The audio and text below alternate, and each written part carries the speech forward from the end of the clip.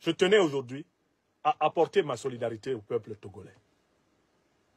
À dire au peuple togolais qu'aucun Africain digne de ce nom ne peut accepter les violences qu'il est en train de subir. Les femmes violées dans leur maison. Les citoyens frappés comme on frappe des serpents dans les rues. Le peuple traqué, empêché de manifester.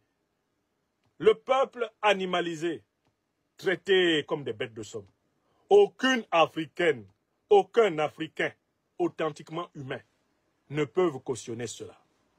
Nous devons dire notre solidarité au peuple togolais. Nous devons formuler des vœux pour que dans cette armée du Togo, des vœux pour que dans cette classe politique du Togo, des vœux pour que dans l'Afrique de l'Ouest se lèvent des ressources pour faciliter une solution permettant au peuple togolais de sortir de la servitude. Parce que c'est un peuple asservi.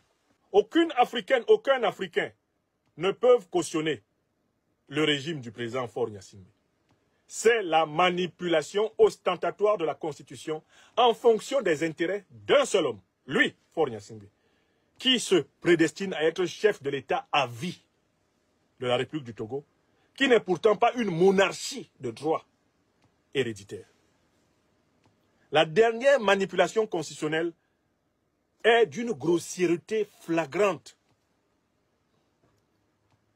Même quand on peut regarder le Togo actuel avec une certaine mansuétude au regard du rôle positif qu'il a joué auprès de l'alliance des États du Sahel, c'est-à-dire du Mali, du Burkina Faso et du Niger. Le Togo a objectivement empêché l'enclavement complet par rapport à la frontière sud, la frontière atlantique sud. Le Mali, le Burkina Faso et le Niger étaient menacés d'enclavement complet, puisque ce sont des pays sans littoral. Et il faudra toujours saluer quelques critiques que l'on fasse la Guinée-Conakry de Doumbouya et le Togo de Faure Gnassingbé pour n'avoir pas accepté de participer à l'asphyxie totale de l'AES. Mais on a beau le dire, on ne peut pas fermer les yeux sur la manipulation constitutionnelle à laquelle nous avons tous assisté. Le transfert par simple écriture constitutionnelle. Le Togo s'est en fait redoté de la constitution de la communauté impériale française. Si vous lisez la constitution de la République française à l'époque de l'Empire français, quand on parlait de la communauté française, avec le chef de l'État français au sommet de la pyramide et les présidents des différentes républiques néocoloniales ou coloniales, eh bien, à la base, si vous vous souvenez de cette constitution de la communauté française, mais c'est une copie conforme de ce que M. Faure Gnassingbé nous a ressorti. Il réécrit la constitution du Togo de telle façon que c'est par des députés qu'il a imposé au peuple togolais et dont il a prolongé abusivement le mandat que désormais, lui, il est choisi comme chef de l'État togolais. Il vide la fonction de président de la République de tout contenu exécutif véritable. Il prend le contenu de cette fonction, il le remplit à l'intérieur de la fonction de président du Conseil des ministres.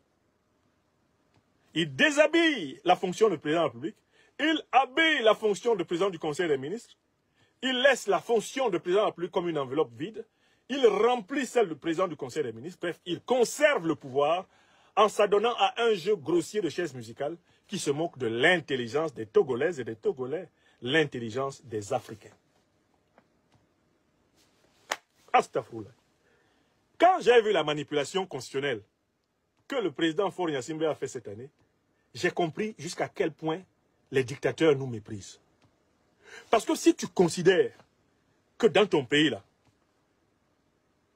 il y a au moins des gens qui ont eu le bac, tu ne peux pas faire ce qu'il a fait. C'est le problème des gens comme les Biya, les gens comme les Ouattara, les gens comme les Oligui Nguema. C'est un mépris transcendantal pour leur peuple. C'est-à-dire que tu fais un tripatouillage qui ne peut même pas tromper un enfant qui a traversé la classe de 3e au collège. Un enfant qui a le brevet des études du premier cycle là, ne peut pas comprendre ce que Faure Gnassingbé dit qu'il a fait. Et c'est cela que Faure Gnassingbé présente au monde comme une avancée démocratique. Oubliant de glisser la lettre N entre O et C dans sa soi-disant notion de démocratie que nous voulons respecter, nous ne posons qu'une condition, c'est qu'il accepte que nous glissions la petite lettre N entre O et C. Et là, on a ce qu'il a fait, l'art du démon. Il n'y a pas eu alternance à la tête de l'État togolais. Il y a eu prestidigitation, manipulation, esbrouf, imposture. Il y a eu une moquerie. Le Togo qui a une terre d'intelligence diversifiée. Quelques-uns des plus grands diplomates, juristes africains sortent des bancs des écoles et universités togolaises. Le Togo a quand même donné, parfois même le secrétaire général de la plus importante organisation politique du continent, à tout le continent. C'est quand même le pays d'Edem Kodjo. Astaghfirullah. On assiste à une écriture constitutionnelle abracadabrantesque. Une écriture constitutionnelle ndjundjouik. C'est du ndjundjouk là-bas.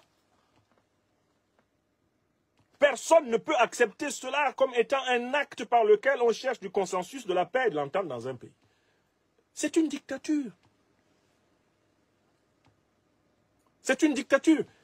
Nos frères du RPT au pouvoir doivent reconnaître qu'ils sont à la tête d'une dictature. La manipulation constitutionnelle à laquelle il s'est adonné est typique des dictatures. On ne trouve ça que dans les dictatures. Il ne faut pas flatter. Face à l'ignominie, il faut avoir le courage de la vérité. Si vous voulez, si nous voulons une dictature comme celle de M. Faure Gnassingbé au Togo, mais il faut que nous la voulions partout ailleurs en Afrique. Comme nous ne la voulons nulle part en Afrique, comme nous appelons partout les dirigeants africains à laisser vivre les peuples, comme nous l'avons fait au Cameroun, nous l'avons fait au Tchad, nous le faisons en Côte d'Ivoire, nous le faisons au Togo, nous le faisons partout au Congo, au Gabon, ainsi devons-nous agir pour le peuple togolais. Fils et filles du Togo, la réciproque est vraie. Vous possédez aussi des chaînes Facebook, YouTube, TikTok. Vous avez aussi des chaînes comme tout le monde. Prenez l'habitude de porter la lutte de tout le monde comme vous souhaitez que tout le monde porte votre lutte. Soyons solidaires. Pas de solidarité unilatérale. Pas de solidarité uniquement ponctuelle, mais une solidarité systématique et généralisée. Voilà ce que je souhaite pour l'Afrique et vivement que le souverain peuple du Togo trouve une issue pour reprendre son destin en main. C'est tout le mal que je lui souhaite. Alors, vous êtes à Douala, au Cameroun, et vous souhaiterez mettre votre domicile, votre entreprise entre les mains d'une entreprise de sécurité privée professionnelle disposant des agents de sécurité entraînés. Alors, voici la solution à votre problème. Contactez rapidement la société Sunshine Security Service qui se chargera de mettre à votre disposition du personnel entraîné, formé et professionnel qui se chargera de sécuriser vos biens et personnes 24 heures sur 24. Le lien est dans la barre de description. Les numéros s'affichent à l'écran. Contactez-les et vous aurez rapidement un devis estimatif selon votre site.